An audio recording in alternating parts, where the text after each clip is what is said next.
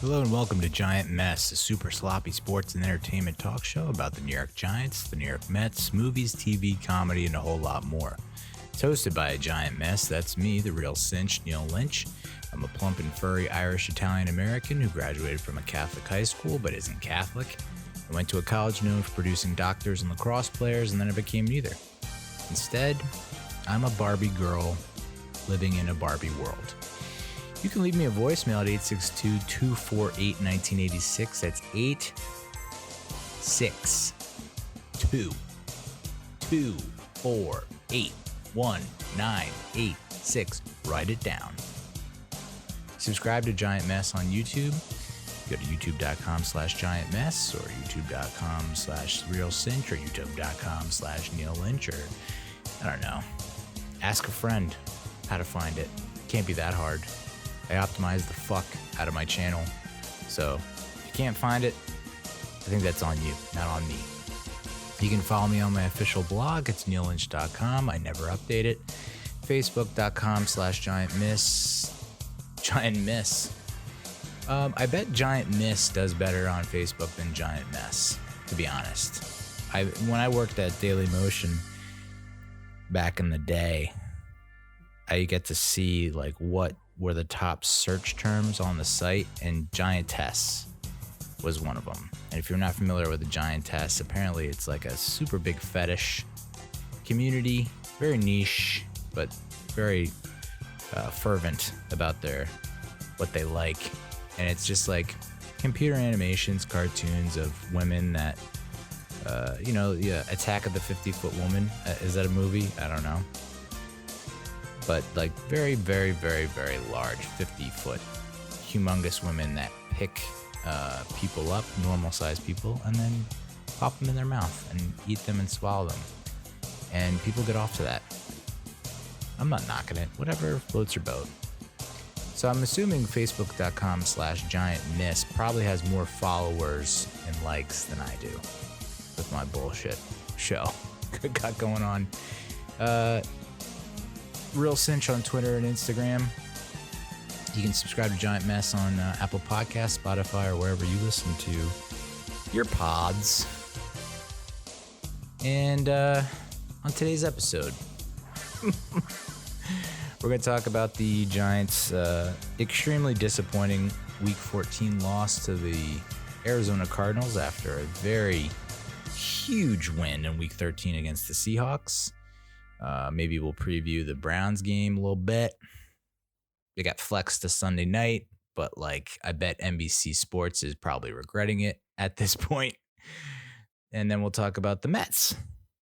So it's a little bittersweet episode. Got the downs from the Giants, but we got the ups from the Mets. The Mets got their guy behind the dish, James McCann, 4 years, $40 million. Much better than JT Realmuto too. Much better, much more affordable. They also signed their GM, Jared Porter, who comes highly recommended and highly lauded from everyone, just about everyone he's worked with and touched throughout his life. Complete opposite of my life. And where is George Springer going to land? Where do the Mets rank in terms of the list of the best fits and destination? I don't want to do that again. We're number one. We're the best fit. So don't even have to worry about that. So without further ado, let's just get this shit show on the road, huh? As you can tell, I'm pretty much mailing it in and phoning it in because who gives a shit? No one listens, no one watches. So it's like, I feel compelled to do this. But I'm not giving my best effort. I'm basically the New York Giants on yesterday, the 13th December. The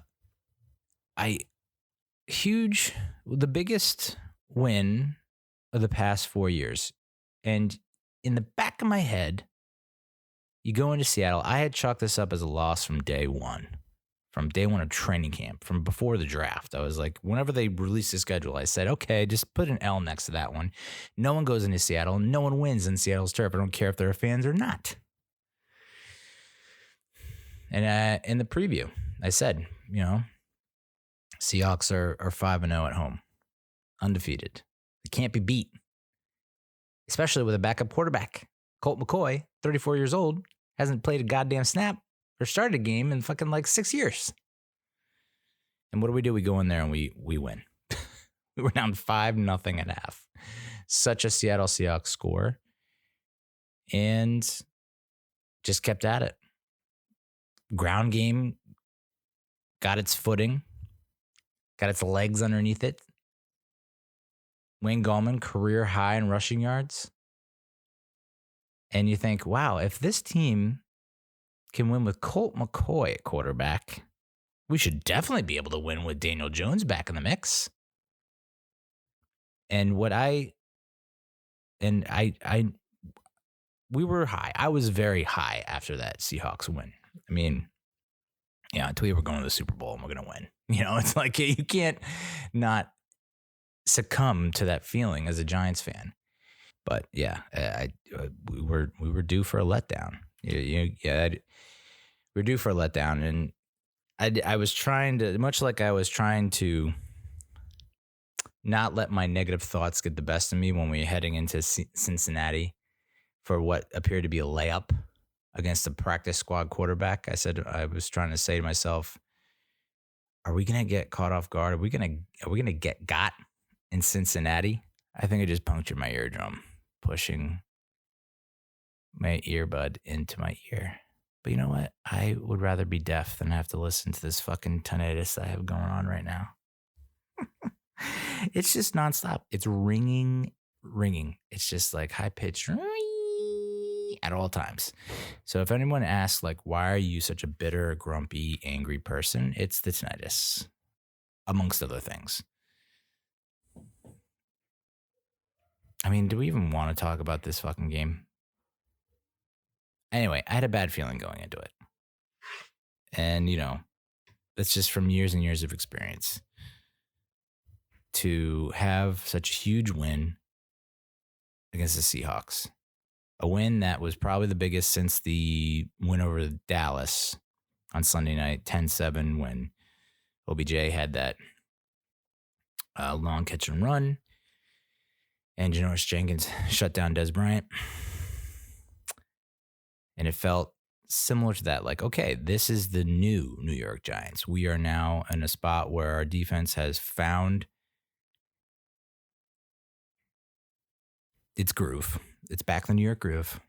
And once we have Jones back and healthy and with the ground game clicking, like it looks like we'll be able to, we'll definitely get more than 6 wins.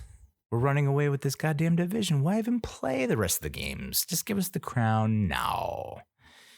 And I mean, this was the shittiest weekend in the history of weekends. It just was. Giants got blown out, dominated in almost every facet of the game, except for defense, I guess. But the defense was put in awful spots the whole time. I lost I put a ridiculous amount of bets on games, college football and NFL. And I didn't win a fucking single game. Not one. It was just like the odds. If you faded me, if you had all my bets and you faded me on every single pick, you'd be a goddamn millionaire right now. Parlay fade, if that's a thing, fade parlay, you'd be a millionaire. Unreal. The ball just did not bounce my way this weekend. And I probably should have known that going into Sunday, where it was like, oh, okay, I just completely whiffed on all my college football bets. Cool. Yeah, I just had a bad feeling going into this game. And I don't, the fucking Cardinals, man. They just have our number. Last 5 matchups. 2009, we lost by 7. We had that like crazy long touchdown to Hakeem Nicks where it went off a guy and he caught it and went for a touchdown. Or was it the other way around? I don't know. So goddamn long ago. 2009 was so long ago. Can you believe that? That's when The Hangover came out. That was fucking 11 years ago. Shit. So we lost by a touchdown there. Super Bowl season. I mean, this is the last game we won against Cardinals, was 2011. And ask anyone, Giants fans included, and we probably should not have won that game. Probably shouldn't have won that. Because that was the game that we were coming back. Cruz catches the ball. Not touched. Tries to get up and get more yards. Slips and falls, and the ball comes loose. Cardinals get it, and they said he was like, gave himself up, which is like, and then I think the very next play, Manning throws the touchdown to Knicks for the lead. So we probably technically should have lost that game too. Blown out in 2014, blown out in 2017. And then last year we lost by 6 in a game that, I don't know. I guess we could have won. We just stink against the Cardinals. So if we do make it to the playoffs, hopefully we do not face them. I just don't think we're going to make it to the playoffs, not after seeing what the fuck happened this past weekend. Holy shit. Holy shit, dude. Washington is legit. I didn't record last week because my daughter has decided that sleep is for the weak. And her regression is at an all-time progression. She just refuses to sleep in her own bed. And so I slept next to her crib, which is now like a toddler bed, I guess. There's no like rail or whatever, fence, whatever you want to call it, guarding her. So it's just, so I slept on the floor in her bedroom 2-3 nights in a row. Really great for my back. So good for my back. And so I didn't get any sleep. I don't think I've gotten a lot of sleep at all in the past week. And so every time I like would go to, I was like, hey, I got to record tonight. Gotta record tonight. Gotta record tonight. Gotta record tonight. I would just give a humongous yawn. Be like, oh, but my bed though. So I didn't record last week. Not sure if you noticed, but I would have told you that the Cardinals score a lot of games. They score a lot of points, but we don't give up a lot of points. We're better in takeaway differential. They put up a lot of rushing yards per game, but so do we. And a lot of that is based on Murray and Jones. And we don't give up a lot of rushing yards per game. So it's strength against strength, right? The Cardinals, they give up a lot of rushing yards per game. So we should be able to run the ball, use play action, blah-bitty, blah-bitty, blah-bitty. I didn't record last week, but the Washington football team decided to beat Pittsburgh in Pittsburgh. Sure, why not? And then they come back and they beat the 49ers in San Francisco. Sure, why not? So they've now beaten 2 teams that we've lost to.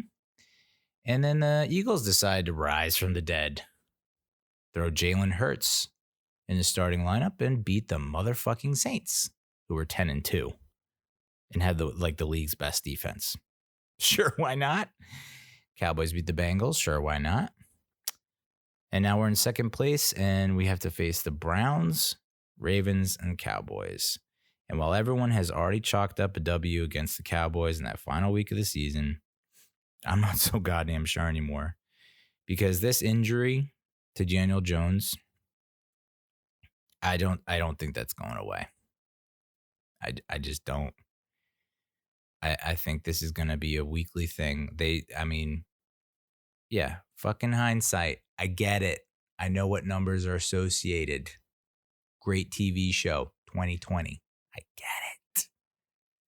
But looking back, why did we rush him back against Arizona? Because it's a conference game? Okay, sure.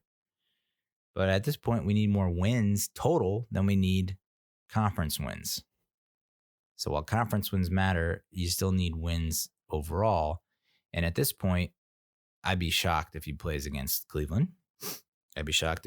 He'll probably start again against Cleveland because we're going to go through this whole fucking rigmarole that we went through leading up to this Arizona game, where they're going to be like, yeah, he's I don't know. He's looking, everyone's all positive and confident and blah, blah, blah. Looks good in practice. I don't care how anyone looks in practice. I cannot stress that enough. I sucked in practice. I was not a practice person. Allen Iverson wasn't a practice person. You talking about practice? Practice does not make perfect, okay? If anyone should know that, it's me. Look at this goddamn show. So I don't care how he looks in practice. And maybe you tried to simulate a game situation, but you didn't.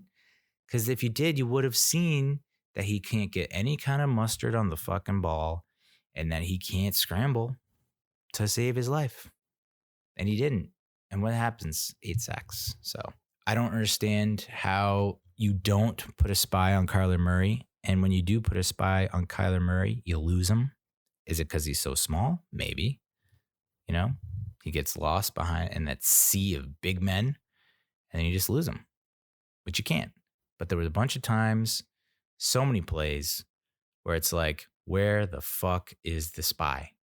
I don't understand how you can. And the whole game, the broadcasters are talking about like, oh, Kyler Murray is Russell Wilson-esque. Kyler Murray is Russell Wilson-esque.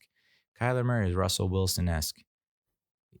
I would argue that he's not. He's probably, at this point, better than Russell Wilson when it comes to evading the rush and scrambling. I mean, he proved it on Sunday. We, for the most part, did almost the same thing we did. I mean, we just had to like copy and paste. Control-C, Control-V, motherfucker. That's all you had to do. Was just do exactly what you did to Russell Wilson, confuse the fuck out of him, and contain him. And you didn't. Why? Why was there not a spy? Why no spy? I don't get it. He averages 9 yards a scramble, so don't let him scramble. But we did. And every time he runs for 10 carries or more, he's like undefeated. He's 12-5 in his career when he has 6 or more carries. So don't let him get 6 or more carries. And we did. Big time. Unbelievable. DeAndre Hopkins is a beast. What? Choking on my own phlegm, even though I have dry mouth. Sure, why not? I don't understand how DeAndre Hopkins is left wide open. I like this zone scheme for as much. I mean, Patrick Graham, like the game was doomed from the beginning. As soon as Marcus Golden, ex-Giant, comes completely untouched on an 8-man protection set where we had fucking a million tight ends lined up to the right and none of them blocked Marcus Golden. And he comes front side and Jones still doesn't see him and he gets nailed, fumble recovery. That set the tone for the whole game. And we never bounced back. We did a little bit. That one drive in the second half, but like that was about it. But I honestly thought when we got that goal line stand on the first Cardinals drive, where Blake Martinez comes up huge at the goal line, and Bradbury has a huge knockdown in the end zone to prevent a touchdown, and we're getting a decent amount of pressure on Murray. I thought, okay, a little bit of a bump in the road, but we'll calibrate, we'll get right, and we never did. I wrote in my preview of this game that I never recorded because I was too fucking tired, that Christian Kirk might be a problem. That was in my notes, and he was a problem, especially on kick returns, punt returns. Our special teams shit the bed yet again. I don't know if it's Riley Dixon, I don't know what, but he had 8 punts, only 1 inside the 20, and the CJ Board is a gunner he gets down there, but it's not able to make a tackle. Massive punt. I mean, if you don't think field position is huge, then you're lying to yourself and you need to get help. There's a number you can call, okay? It's called 1-800-FIELD-POSITION. I know you might think that's too many numbers, but you just leave out all the vowels and that'll be just enough. Kenyon Drake fumbled so many times and we could not get on top of it. It's just Daniel Jones fumbled so many times. It's like, okay, maybe practice does matter because the guy was off of practice for a week or not fully participating for a week or two, and he forgot like everything that he needed to do. He forgot how to make reads. He forgot how to hold on to the ball. He forgot how to scramble. He just forgot everything. I honestly don't want to see him play against Cleveland on Sunday night. This Sunday night game against Cleveland is going to be so bad. So bad. I've gone from we're going to decimate the Browns to it's going to be a slugfest. It's going to be great. It's going to be hard-nosed, old-school football. It's going to be 6-3 is the final score to now the Browns are going to blow us out of the water. Because you can't have an offense like this. How Jason Garrett has a job, I do not know. It's a game of field position. We were constantly stuck inside our own 10 multiple times. Meanwhile, the Browns are getting the ball every time in our territory. I mean, not the Browns, the fucking Cardinals are getting the ball, and all they do is drive like 10, 15 yards to get in field goal range. If you look at their scoring drives, I mean, holy shit, man. 6 plays, 22 yards. 11 plays, 34 yards. These are scoring drives. 6 plays, 22 drives. 6 plays, 22 yards. 11 plays, 34 yards. 4 plays, 21 yards. 11 plays, 77 yards. 8 plays, 34 yards. 7 plays, 21 yards. They had one drive of more than 35 yards. And you're going to blame the defense? People are going to look at the final score and be like, man, so much for that staunch Giants defense. There was one drive over 35 yards. One scoring drive over 35 yards, over 34 yards. They had 2 total drives over 34 yards. One was a punt, one was a touchdown. I don't know how Jason Garrett has a job. I didn't mind him being OC. I said fuck no to him being head coach. And I think that since Colombo's gone, why even hesitate in making a change? Why hesitate? I don't know. It was like the Ravens fired the OC in December of 2012, and they went on to win the Super Bowl. So it's been done before. Just fire Jason Garrett. Have someone else step in.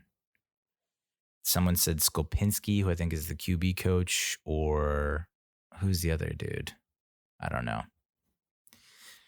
But you can't have Jason Garrett continue to call plays.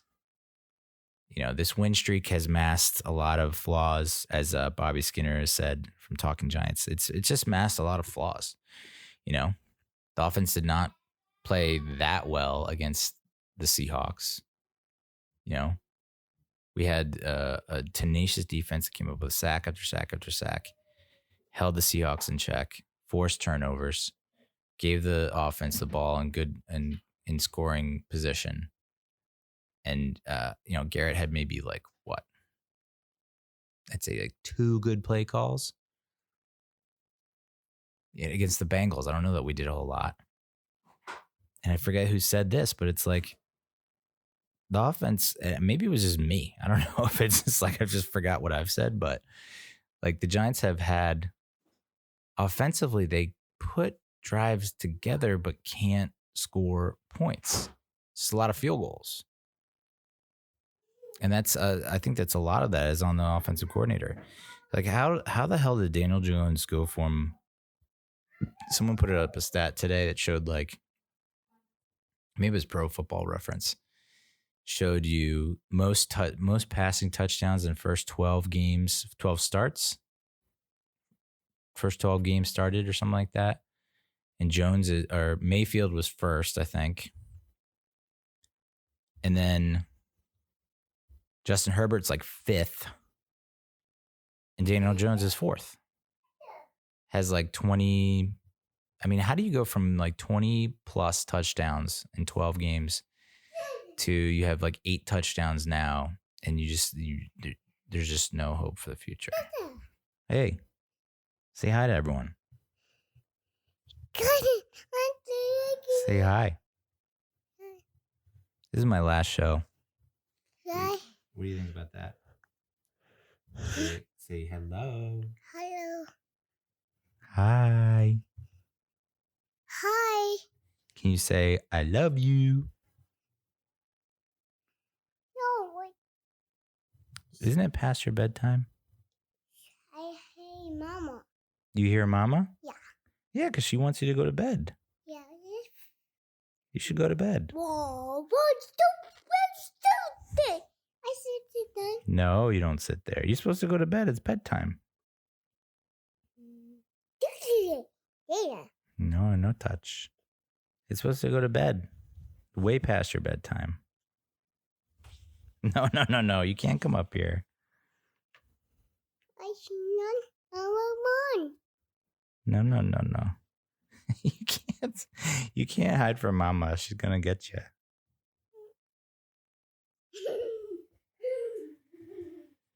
So, as much as we hated Pat Shurmur and all them, he figured he had something going that he was able to get Jones. You know, as much as we question his play calling a lot of time, he wasn't as bad as this. I mean, this is bad.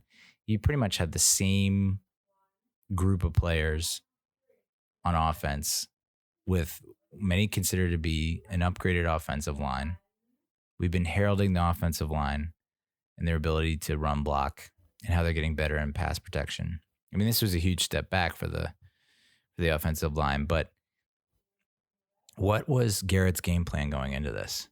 If you knew that Daniel Jones is not 100%, that he's not going to be able to do what he's done in the past in terms of evading the rush and running, what are you thinking, dude? You know that he can't run. RPO is probably not going to be as effective. Play action might be effective. But, like, was the game plan to force the ball to Darius Slayton? And I think that falls on Jones, really. He was just not comfortable. And I said that going into the Seahawks game when I gave that preview. I was like, if Jones does not feel totally comfortable with that hamstring playing to what he knows, to the level that he can play, he shouldn't play. Because he doesn't know how to play and win with that kind of injury yet. He's a young guy, but maybe this will help him in the future. I mean, you look at someone like Favre or Roethlisberger.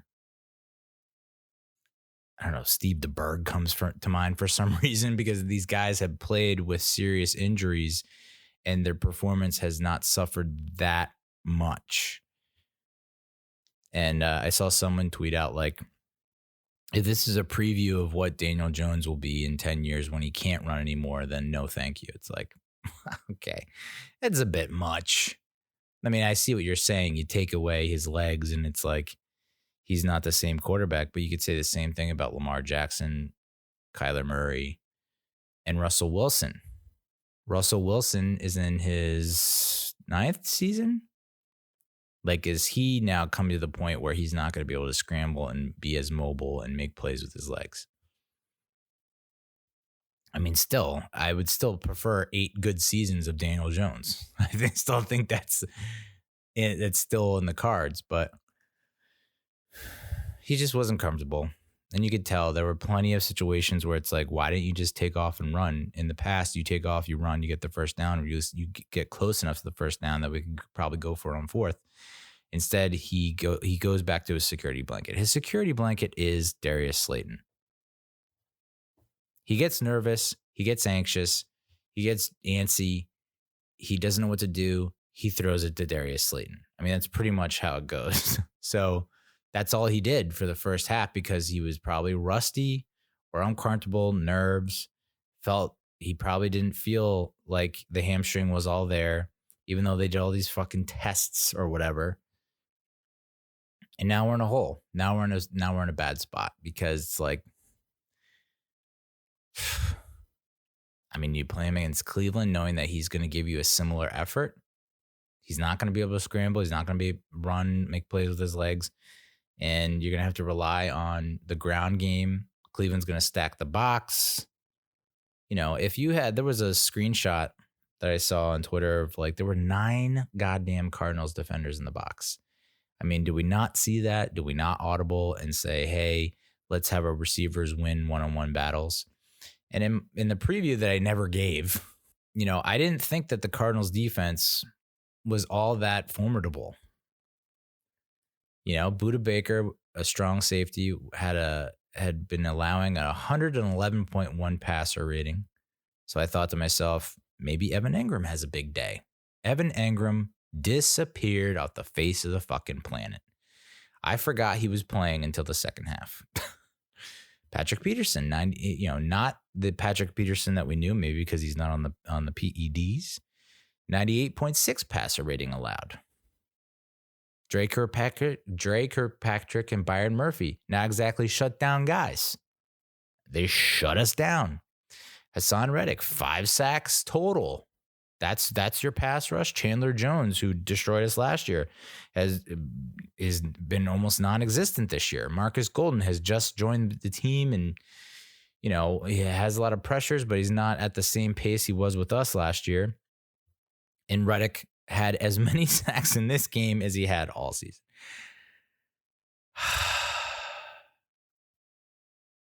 I'm so over Evan Engram. He's had 8 drops, 5 interceptions when throwing his way, passer rating of 54.1.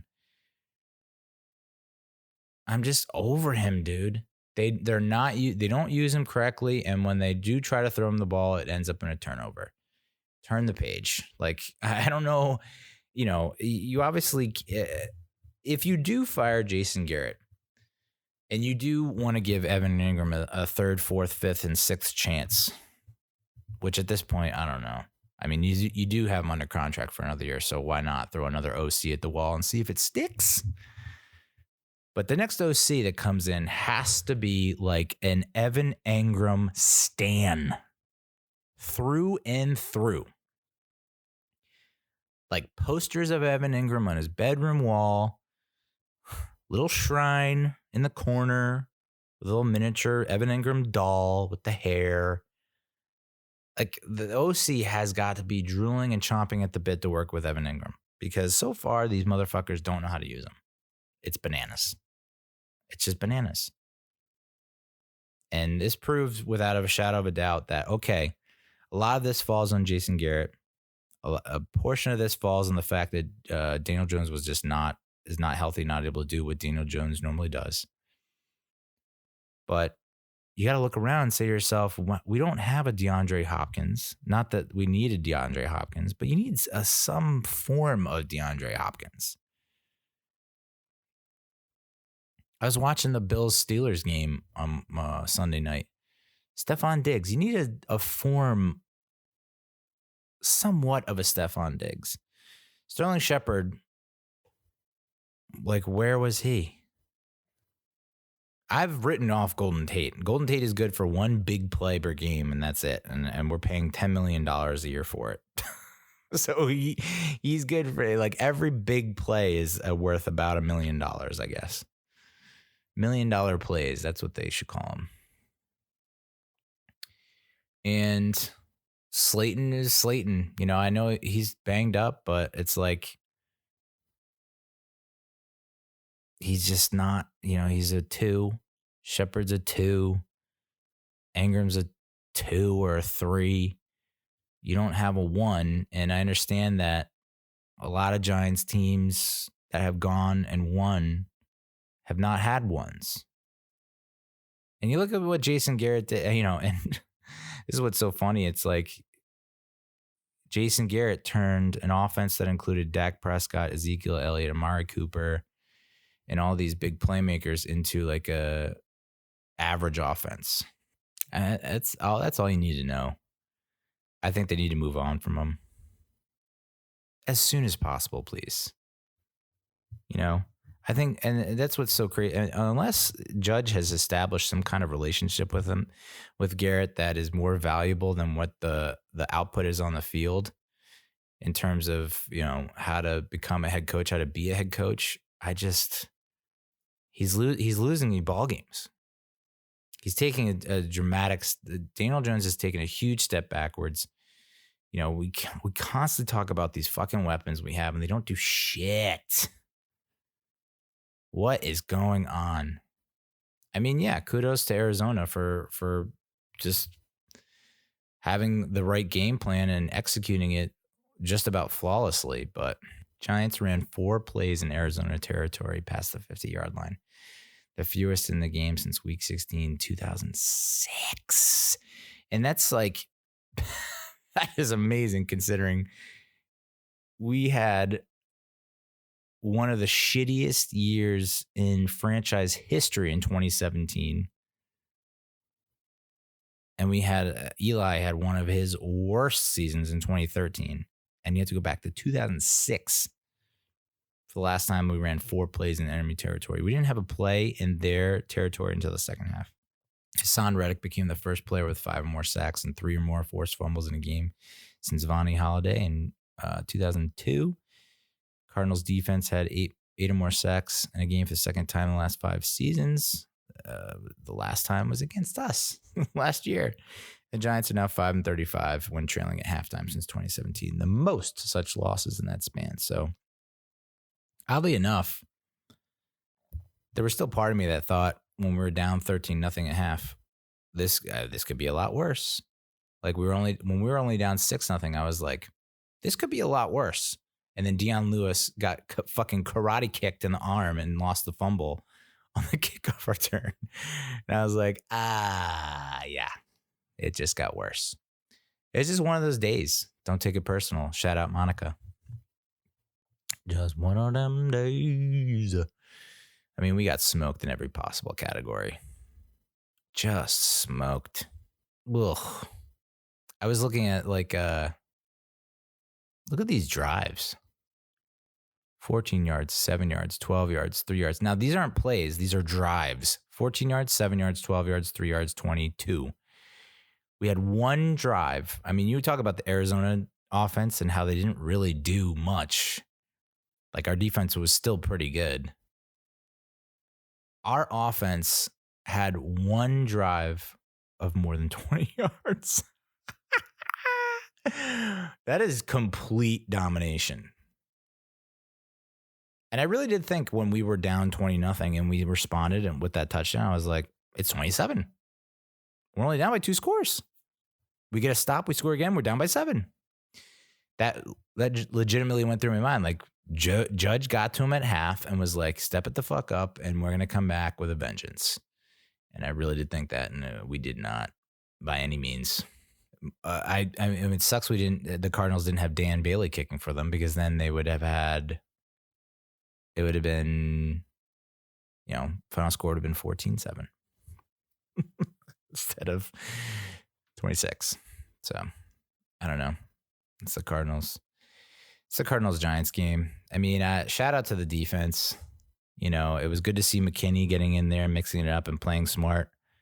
He didn't make like that big of an impact, but maybe it was more something that you won't see show up in the highlight reel, but something you'll see in the film room. Like, oh, look how he moves. Look how he's communicating. Look how he's, blah, blah.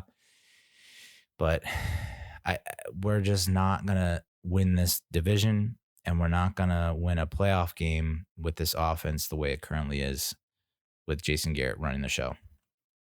Just not. I mean, you can very easily say that this Giants defense is the it's the ground game, the rushing attack, and the Giants defense. And if you get into a situation like this, was the worst possible situation for the Giants team, because even when the Giants defense were getting stops, I mean, there were multiple times where the Cardinals were in field goal range and somehow we kicked them out of field goal range, like 2 or 3 times. So this score could have been a lot worse. But then the Cardinals punt, and Jabril Peppers must have depth perception problems, because the fact that he's standing on the 5-yard line and calling fair catches is outrageous. You stand on the 10-yard line. If it goes over your head, Godspeed. Let the football gods decide your fate. You don't take it out. You don't take that chance out of the playing field. I mean, I want to say at least 3 times he killed for a fair catch on the 5. The fuck you doing, dude? You got to give us a shot. And if they down it, kudos to them. But what is the difference between starting on the fucking 2-yard line or the 5-yard line? What is the goddamn difference? I love the guy. He played like a madman. Had like 13 total tackles or something like that. 2 tackles for loss. But Jesus, dude. Killing us in the punt return game. Just killing us. They just need to have a fucking real nice, long, hard look in the mirror. So that's the Cardinals game.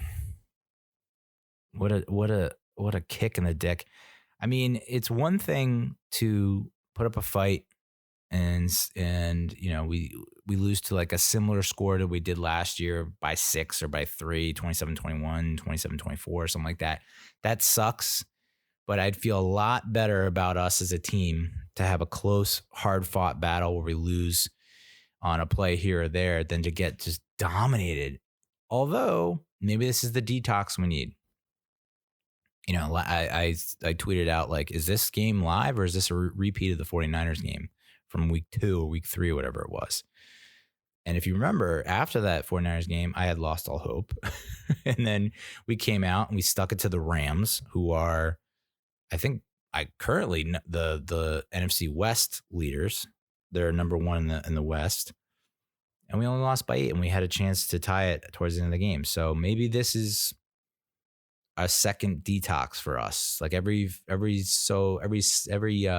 full moon, every harvest moon, blue moon, we gotta like just get our shit kicked in, and then we can come out and like get it out of our system, and then come back and put out a nice game. But the thing is, you can't afford another moral victory. We're out of moral victories. No more.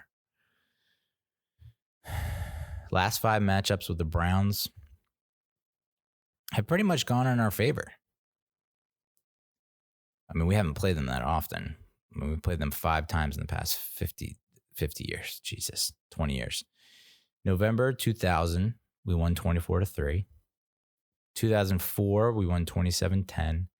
2008, we had that 2008 game was just weird because we were a goddamn wagon in 2008, unstoppable. And we go into Cleveland against a Cleveland team that is, I mean, I think they were coming off a playoff season, but at the same time, they were not. I don't think they were that hot that year. And we got our doors blown off, 35-14. That was a wake up call. But then, 2012, I remember sitting at a bar downtown Hoboken. I think it was like the hell's the name of that place? Some kind of broth clam house. But they had shooters that they called tutors.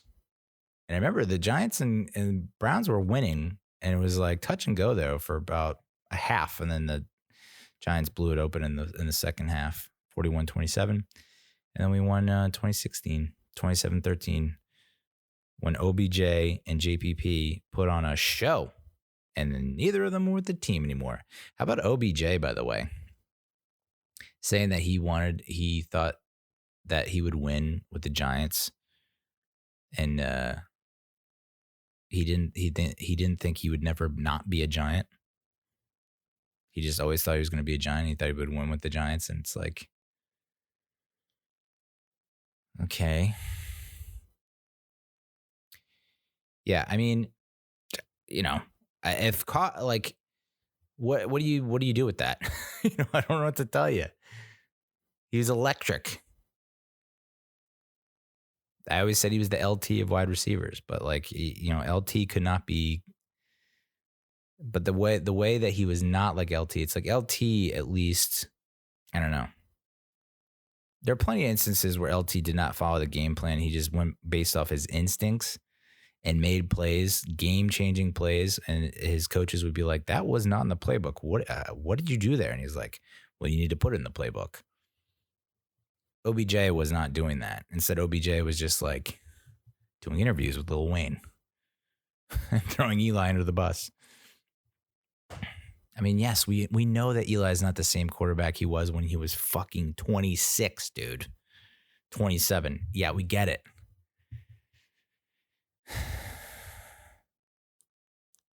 Blah. But yeah. Cleveland leads the all-time series 27, 22, and 2.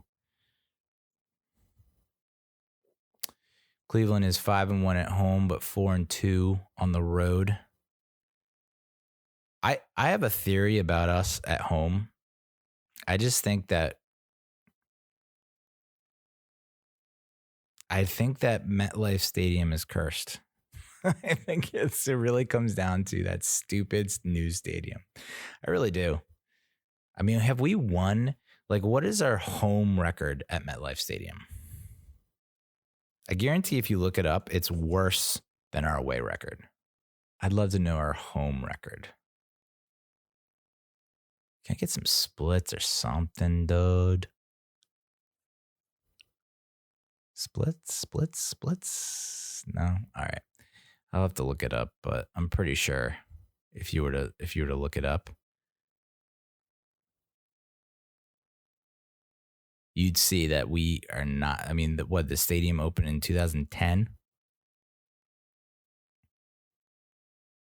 I guarantee that we have a losing record at home. It's just not, you talk about home field advantage, and we don't have a home field advantage. Used to be in Giant Stadium, we had a home field advantage. And you can say like, oh, the fans are a big part of it. Yeah, I get it. But it's also about having to travel, the conditions that you're putting up with, the unfamiliar territory, dealing with the visitor clubhouse, dealing with the visitor sideline, dealing with this, dealing with that, the elements. And I think that was a bigger factor in the old stadium. It's just not a factor here. Other teams come into our house and just play better than us. Constantly. It sucks. Why can't we just be good at home? It's like I'd rather play in Cleveland this weekend. I'd rather play the rest of our games on the road. No more games at home. Just fuck it. We're not good at home. It's this new stadium. God damn it. I mean, you want to talk about takeaways. This Cleveland team is +7 in takeaways. 6th best in the league. Oh, shit. They're 3rd in rushing yards per game. And they're 8th in defensive rushing yards per game. So, I mean, maybe we stop the run. Maybe we can force Baker Mayfield to have to throw the ball and take advantage of him, and because he's turnover prone to a certain extent. But so is Daniel Jones, and so is Colt McCoy. So, yeah, I don't know. This was supposed to be the OBJ game, and he's on IR. He's not going to be able to play. I don't even know, is Olivier Vernon playing? I guess he is, right? I don't know.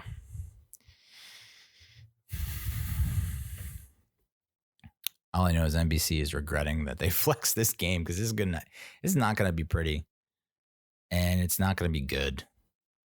It's just not. Jones, I think this injury, this hamstring thing, is going to affect him. Should have sat him for another week, let him recoup. But it's just going to be one of those things where I don't think he gets to be 100% for the rest of the year. I just don't. Because he's the kind of guy that's going to push it and push it and push it and push it in the game and make his case and state his case and want to play. And I love that about him. But at the same time, it's like you're kind of hurting the team.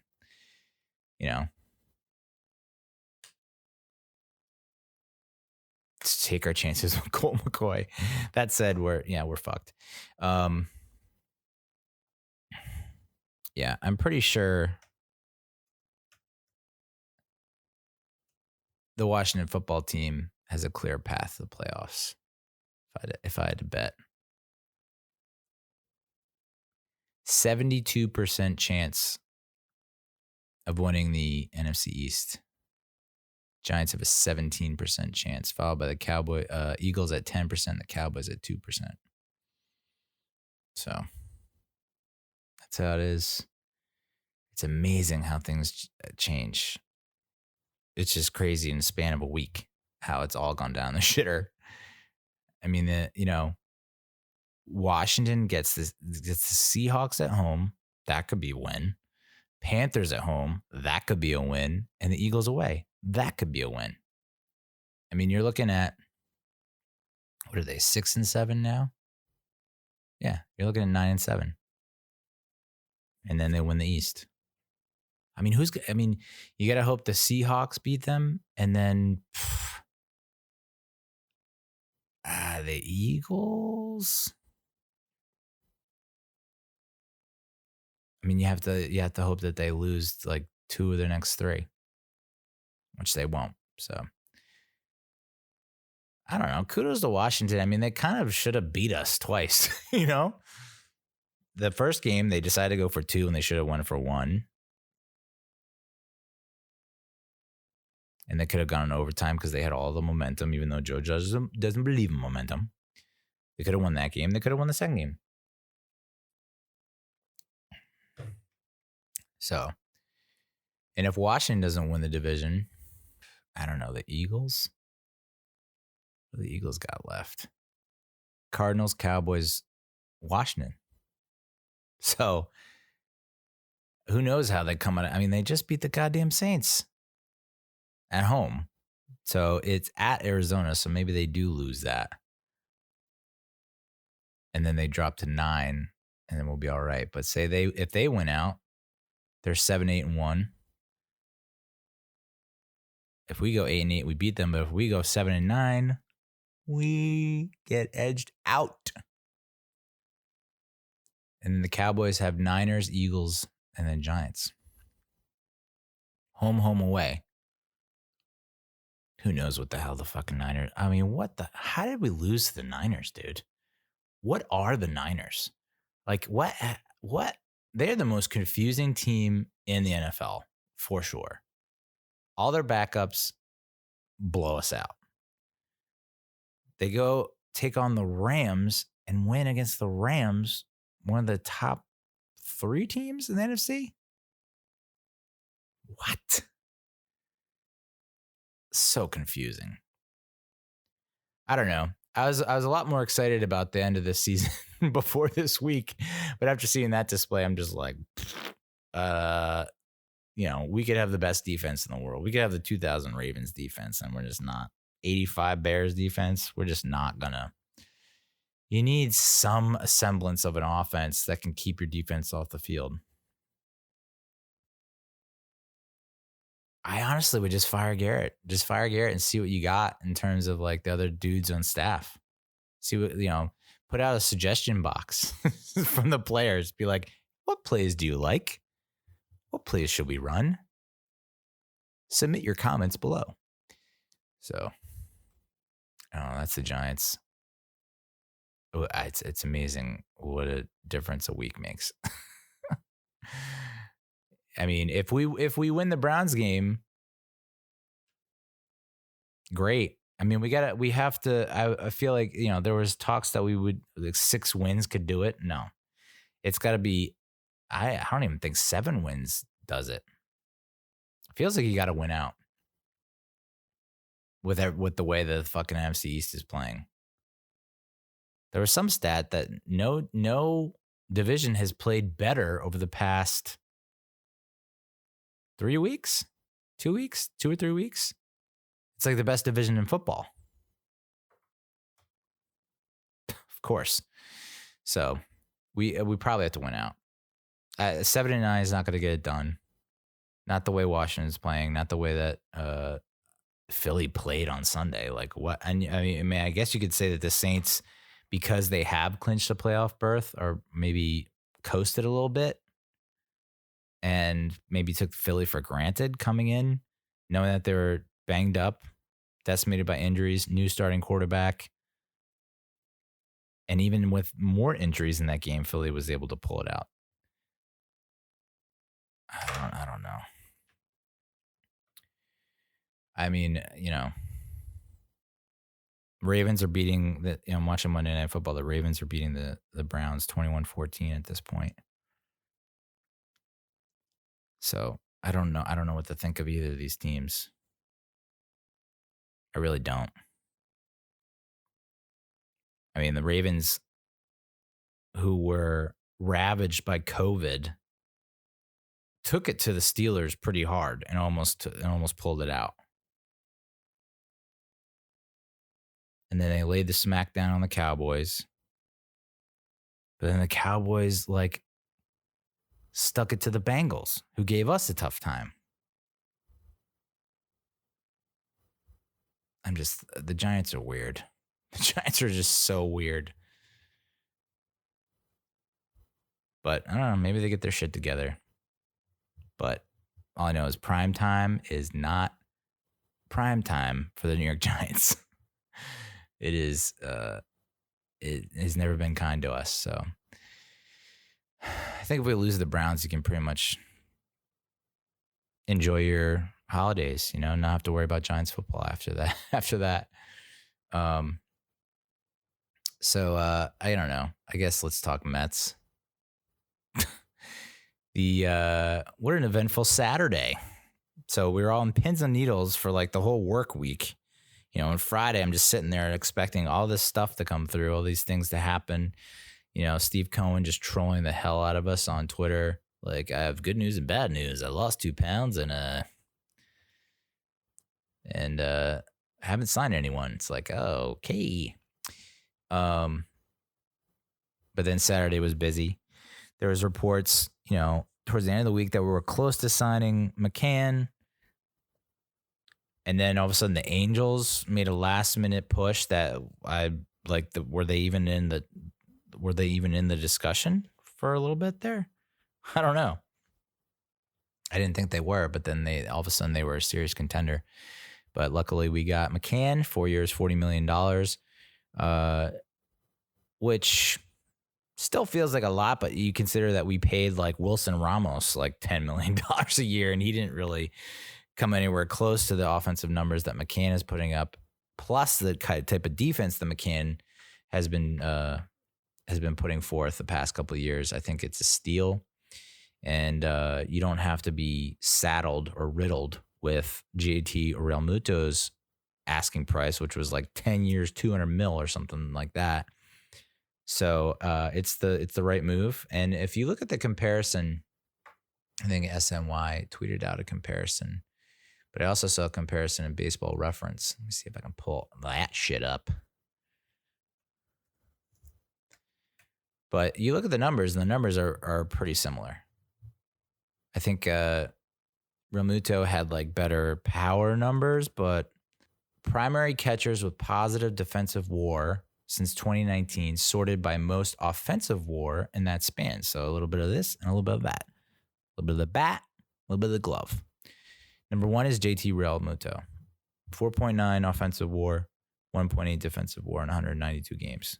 Now, obviously, McCann has not played as many games. He's played almost 50 less. But 4.0 offensive WAR and a 1.7 defensive WAR. You're looking at the rest of the top 6 is Wilson Contreras, Mitch Garver, Will Smith, and Christian Vasquez. So he's come on recently, big time. And I'm a big fan. And I think a lot of the other Mets are big fans. I think this paves the way for George Springer. I think you're looking at possibly, I don't know that we're completely in on Trevor Bauer. Something tells me that Cohen and Alderson and now Jared Porter will probably figure out a way to get a poor man's Trevor Bauer for half the price, who will put up not identical numbers, not similar numbers, but good enough numbers for us to win ball games. And I think that was the point here when you look at last year and the year before, is that this Mets offense, though somewhat inconsistent at times, if they can fix certain things with a George Springer, who's a little more consistent and reliable and dependable, then you don't need a Trevor Bauer to give you DeGrom-like output. But there's a picture of him with like Jeff McNeil. He's buddy with Jeff McNeil. Yeah, he's gonna fit right in very nicely. No, it's just not gonna show up, is it? You piece of shit. Where are you buried? There's a great graphic too, and now I can't find it. How much does that suck for you? I know it. The numbers are in my head. I just can't access it. Okay, access denied. All right. Well, screw you. So I like it. I think it provides some stability behind the plate. And even if he doesn't necessarily give us the kind of offensive output that we're hoping for, not really JT Realmuto numbers in the box, I think the fact that he can just give us someone that doesn't shit the bed behind the plate is good enough for me. And he's going to make our pitchers look good. And apparently he's like most good catchers. He's got like a command of players, and will probably end up being a coach someday. So that's good to have. Need that. Want that. Need that. Got that. And then the other big news out of Mets camp on Saturday was that we signed Jared Porter, new general manager, who was previously with the Diamondbacks and the Red Sox and the Cubs. And he was like basically an understudy or studied under the tutelage or the wing of Theo Epstein. So he's a Theo Epstein disciple, which is just, I can get down with that. They're talking about how he, won a ring with the Red Sox. He won a ring with the Cubs, two cursed franchises. And now he's coming to this cursed franchise that hasn't won a World Series in 35 years. So, I like it. I like it a lot. Personal. I like the fact that they were talking about acquiring talent. That he's a people person. He's good with people. And that he wants good people in the organization. So no Vince Coleman's. No Brett Saberhagen's, no a-holes going to be in the clubhouse. Going to get good guys in the organization, and not just players, but also in the front office and on the staff. I think that was a major part of it too, is like we're looking to acquire talent on the field and off the field in the front office in the organization. People that like working with people and that can identify good people, good judges of character, which I think is good. And that should translate to wins. So huge moves. The whole outlook and mindset for the Mets has just completely 180'd since Cohen purchased the fucking team. There's no, it's amazing. It's just like a weight has been lifted off of us. You saw Cohen out there at Citi Field, and he's meeting and greeting season ticket holders and shooting the shit with them. And, Sandy Alderson seems like he's in really good spirits every time he's on camera. He's cracking wise and smiling. It seems a lot more relaxed. And even though we're not bringing in necessarily a president of baseball operations, he's handing off a lot of duties, kind of baseball operations duties, to Jared Porter as the GM. So even though that spot role might not be filled, maybe it's something where it's like, hey, Jared, who would you like as president of baseball operations? Who is a guy that you like that you would want to work with? So I wouldn't mind that at all. I watched the introductory press conference today, and I got to say, yeah, the guy seems to know what he's talking about. I don't think there were any really major red flags. SNY did a poll. How many stars out of 5 would you give Jared Porter? The press conference, the signing, all that. 4.7 out of 5, which is pretty damn good. I don't know what you would see from him that would make you think, he's not exactly what we're looking for. He's not this big brash. I mean, he's not Brody Van Wagenen, which is just so relieving. He's not coming out here and making bold claims and saying, "Come get us" and all that junk. Not a gimmicky type of guy that with all these slogans or whatnot. He's just like, I'm pumped to be a Met. I've already started, I was hired on Saturday. I've already got a couple days under my belt. I've already started working on some stuff. And, not necessarily showing his hand just yet about what he plans to do, but he wants depth. And I can appreciate that. I think we have a shit ton of depth in the infield. It'd just be nice to get a little more depth, because no matter how many times we look at the roster and we're like, we're set up for success, you always have those stretches with the Mets where it's like everyone goes down and catches the injury bug. And then you're down to like, even though it paid off last year, Guillorme starting at second and, multiple people playing at a position. So, and I just lost my parlay. Yeah. I need to stop betting ASAP. So I have ultimate faith in him, and like at this point, would be shocked if we don't get George Springer.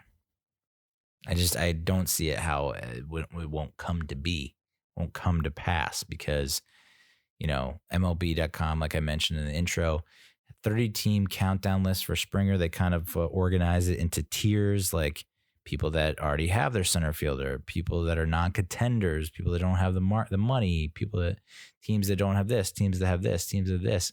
And the Mets were in their own tier. And it was at the number one spot. Like, gotta have him now.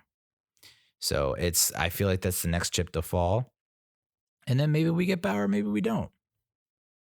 I'd be ecstatic to get Bauer. But at the same time, if they put their head, Porter puts his heads together with whomever he brings on, takes a look at the numbers, crunches the numbers, and says, guys, there's another pitcher out there who, okay, is not going to give us the same stat line, but could still give us wins. That's all that matters, baby. Of course, yeah, DeGrom, Bauer, phenomenal 1-2 punch. But if you can get another pitcher to round out the rotation, knowing that you're not breaking the bank and you have Thor coming back, I'm all for exploring that. I think a lot of people all assumed that, Cohen was going to come in with his big swinging dick and a humongous wallet and bank account and just start throwing money around willy-nilly, handing out ridiculous contracts. And that's not how you become a billionaire. Billionaires actually live like, at least self-made billionaires have a certain lifestyle and a certain mentality when it comes to spending their money. And that's why they're billionaires. So I don't mind this cautious approach. And it's also like, we're in a pandemic. Yeah, the Phillies saying that they can't afford Real Muto and that they lost $2 billion and all this. So like they can like, I'm confident in Uncle Stevie and Jared Porter and Sandy Alderson in playing the waiting game. And I don't know if it was Porter or someone else said today, like, a lot of people are not expecting things to happen until January or February. A lot of free agents. So, because a lot of teams want to see how the vaccine plays out, and it's a very cautious type of market. So, but I think it was good of us to scoop up McCann when we did, and I think Springer will come along. I really do. I mean, you can't ignore what's going on with the Mets. I mean, yes, the Blue Jays have a lot of young talent that is exciting, but they're also like playing in Buffalo, and maybe they're not playing in Toronto this year. And like, there's still a lot of instability there, where I feel like with Cohen coming in, Alderson, now Porter, you got McCann, and you've already gotten a positive response response from Bauer and Trevor May has given you a lot of positivity, saying like Steve Cohen was a major factor in his decision. Like, I'm really not worried about the Mets, which is saying something, because I'm a warrior, baby, the ultimate warrior.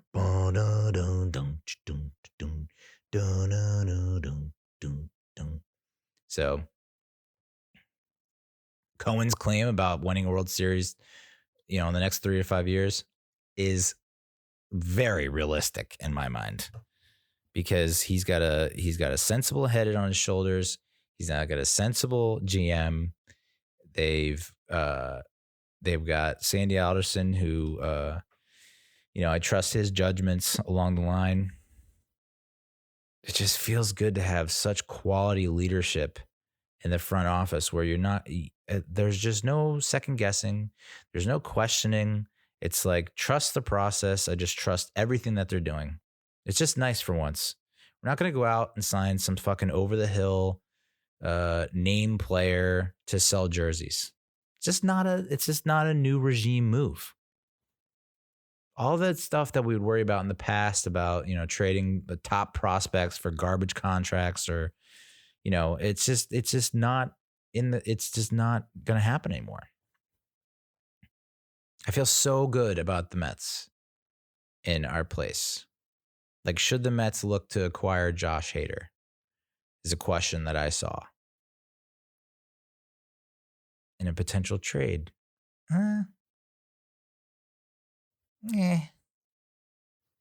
We could offer J.D. Davis to the Brewers and a top prospect.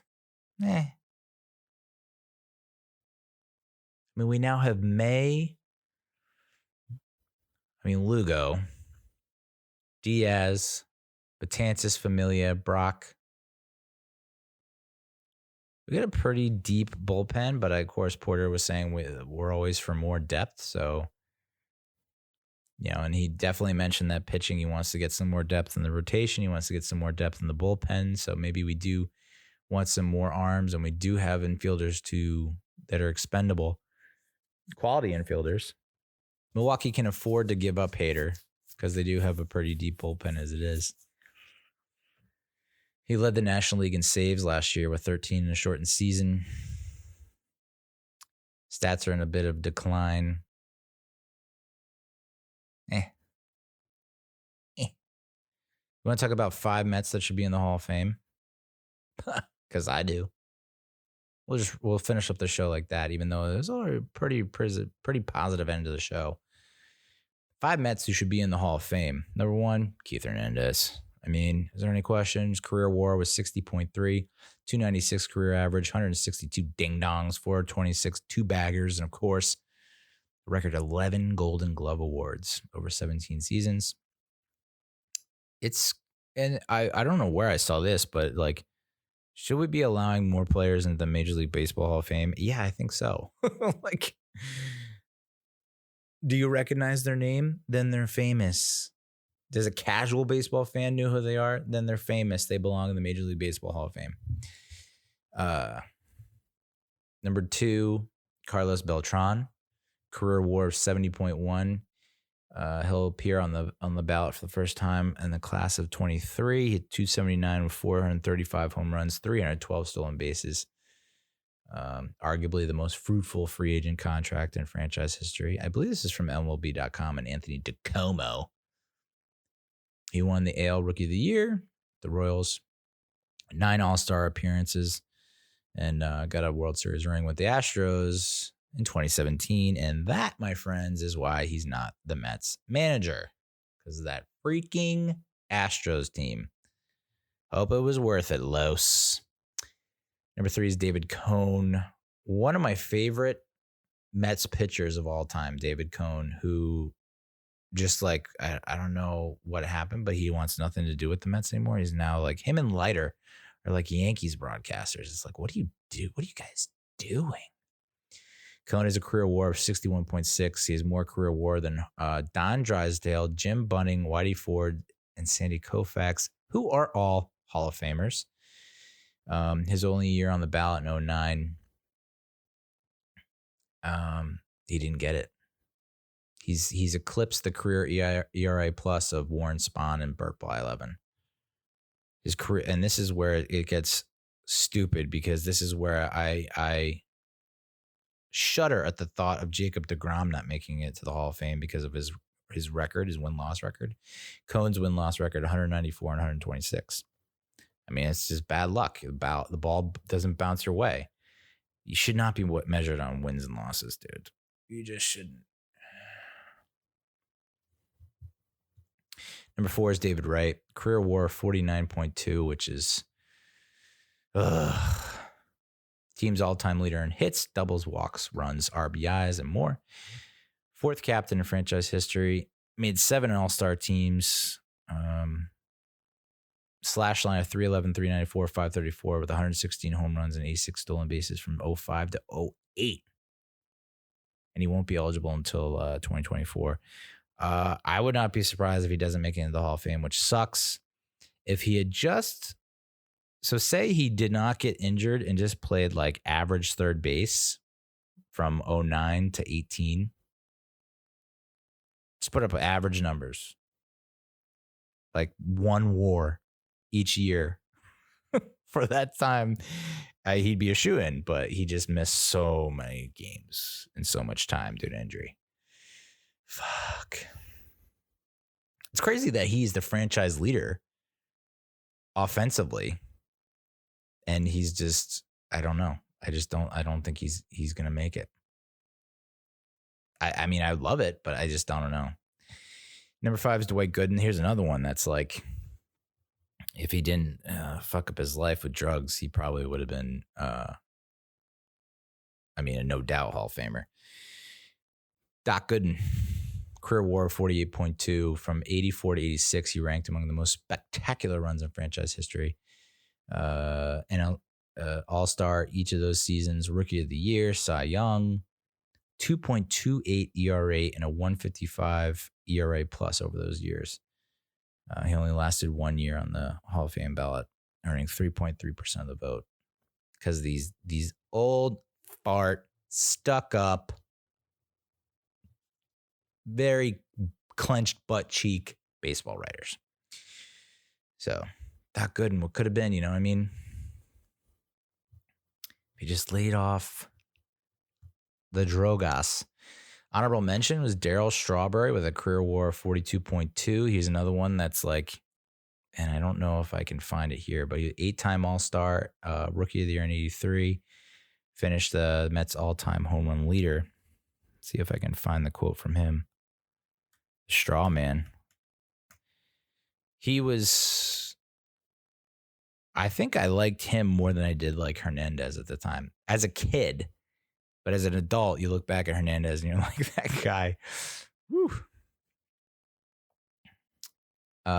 Here's the quote from Mets Rewind. This is from November 15th. I meant to mention a couple episodes back, but if he, GM Frank Cashen, would have said he wanted me to remain with the Mets, but that would require renegotiating my contract, I would have understood. I wanted to stay, but they put out the signal that they didn't want me. It's still the hardest thing to accept.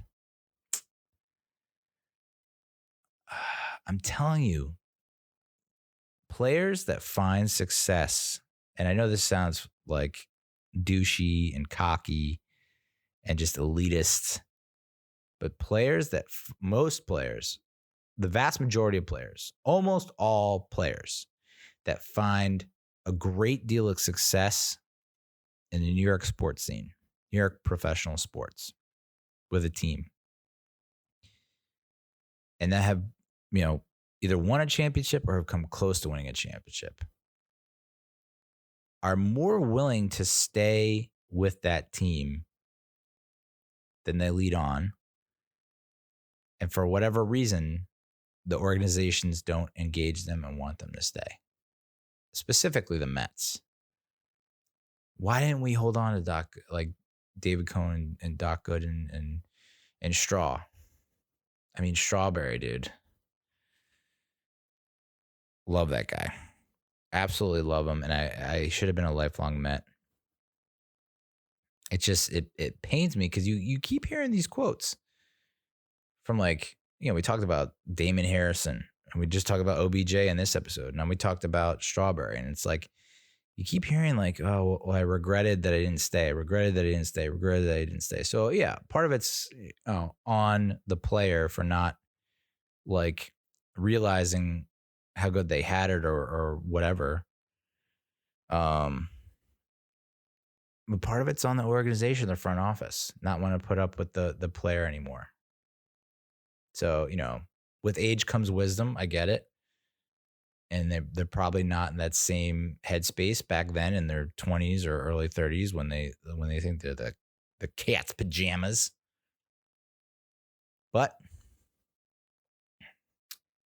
what could have been, you know what I mean? If Darryl finished out his